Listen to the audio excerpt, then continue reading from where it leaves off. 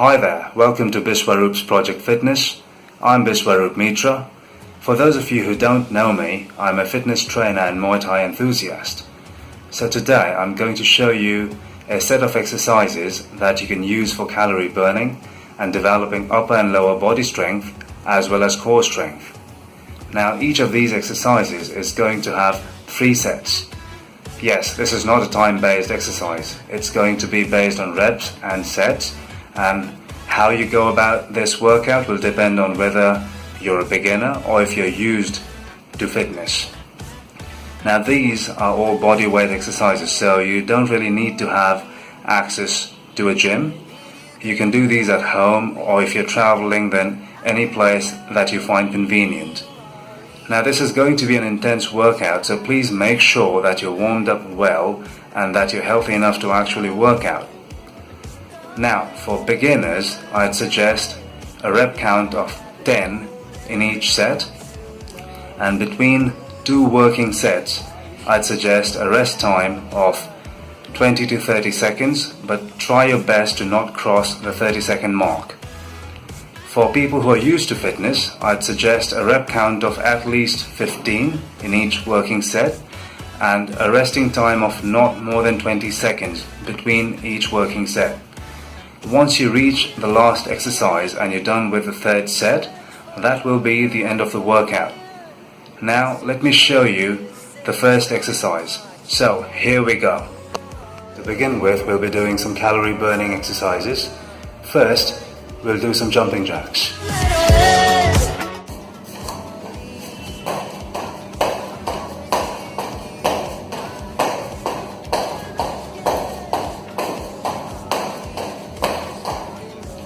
After jumping jacks, we'll be moving on to straight mountain climbers with alternating full and elbow plank positions. Let me show you how. First, let me give you a side view of this technique. So a full plank position is exactly how a push-up starts. So your hands need to be shoulder wide and right under your shoulders. Your body completely straight as a pencil. Now to keep your body straight, you will need to contract your quadriceps, your hip muscles, as well as your core. So you remain in this position and your head remains straight as well. You can look forward if you want to. Now, for a mountain climber, your knee is going to come close to your elbow on the same side, like this. And then that knee goes back and the other knee comes forward towards the elbow on the other side, like this. Now, to alternate between the plank positions, let me show you how the elbow plank position works. But before I do that, let me show you a front view of the full plank position. So, your arms will remain shoulder wide like this, and your body absolutely straight. You can look forward if you want to, but keep your head straight. So this is how the mountain climber looks from the front view. Now, moving to the elbow plank position, I'll give you a side view of that first as well. So basically, you'll be resting on your elbows and your body straight as usual, and keep your hands separated, not together. And this is the front view now. Hands separated, resting on your elbows, body straight, look forward if you want to. So this is how it works. Now let me show you the mountain climbers with alternating full and elbow plank positions. So let me give you a few reps.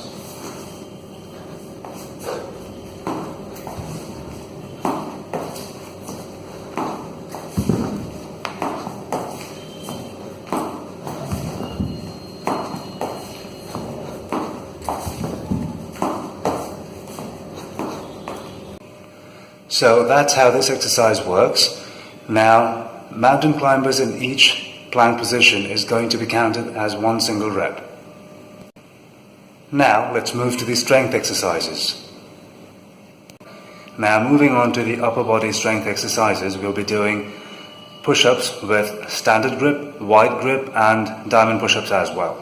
So let me show you how. Now, a standard push-up position works exactly how a full plank position works. The only additional bit of information that you need to keep in mind is that your elbows will remain at a roughly 45-degree angle to your body. Let me show you. First with the side view. So your arms right under your shoulders, your body straight, just like it was with the full plank position. And this is how it looks from the front. So your arms need to remain right under your shoulders, shoulder wide, your body straight, head up, and if you want you can look forward. Now your elbows, when you look at them, they basically need to be at a 45-degree angle like this. Do not keep them too close and do not flare them out as well like this.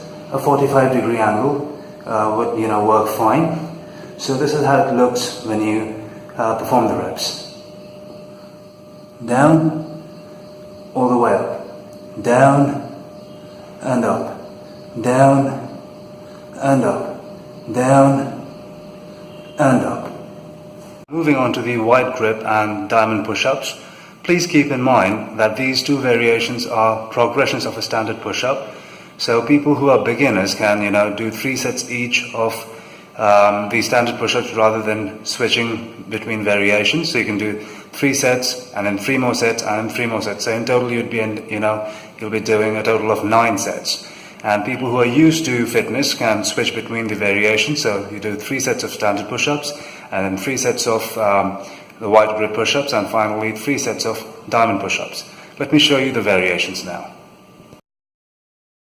The only different thing about a wide grip push-up is the distance between your arms.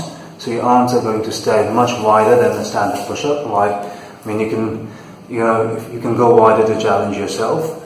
So this is pretty much how it works. Wider than your shoulders. The elbow is still at the 45-degree angle. And let me show you a few reps.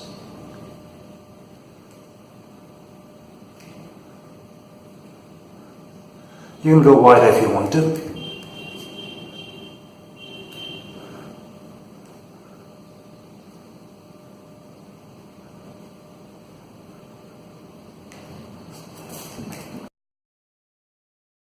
Now moving to the closed grip push-ups. So the only difference in this push-up is that your arms remain very close to each other. They'll be basically touching each other, and the rest of the body remains as it is in the usual push-up position. And this push-up actually works more on your triceps. So let me show you a few repetitions.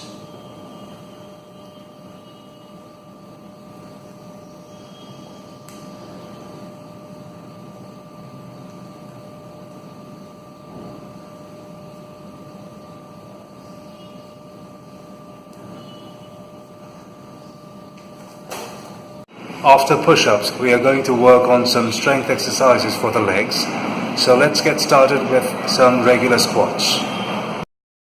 So for regular squats, let me first give you a front view to explain how your leg position is going to work. So your legs are going to be shoulder wide like so, and your toes pointing at a roughly 45-degree angle like so. Now let me explain to you how your back, chest and chin position is going to be during regular squats. Let me give you a side view on that. So your chest needs to remain high, back straight, hips pointed out slightly, and your chin up. If you want to balance yourself better, you can put your arms out like this. Let me show you a few reps from this position.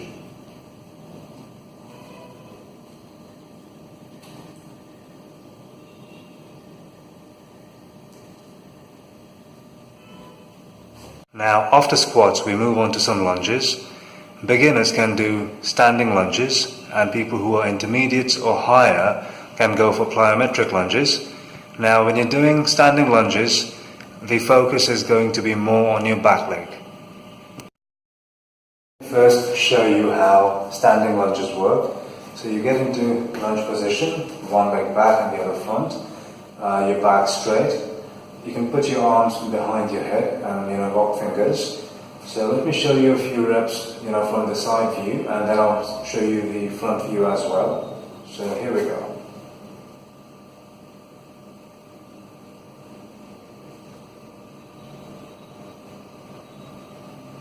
Now let me show you the front view.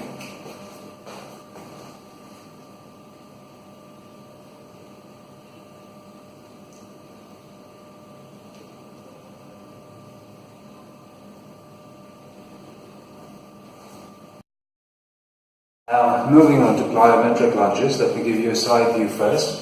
The difference between a standing lunge and a plyometric lunge is that when you're doing plyometric lunges, you're going to jump and switch legs between each rep. So here we go.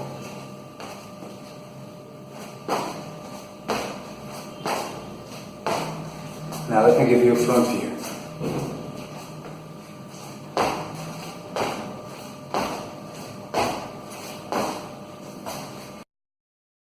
Now let's go on to some core work. Let me first show you some half crunches. Technique-wise, the difference between a half crunch and a full crunch is that with a full crunch you go up all the way, with a half crunch you go midway and come back. So let me show you how the technique works.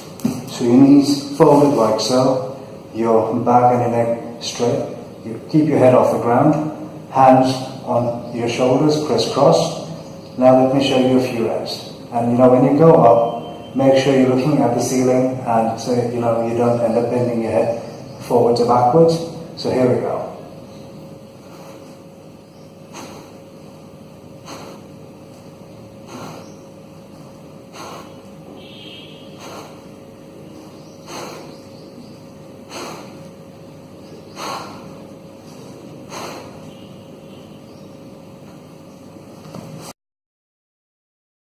Moving on to the final exercise, we are going to do some leg flutters, vertical and horizontal. This works on the lower part of the abs. The half crunches that we did work more on the upper abs. And when you work on your core, you may want to get yourself a mat. So let me show you how this technique works. So you lay flat on the floor, legs off the ground, back flat on the ground, head off the floor, hands on the floor like so. Now this is a vertical flutter and this is a horizontal one. So let's mix both vertical and horizontal movements into one rep.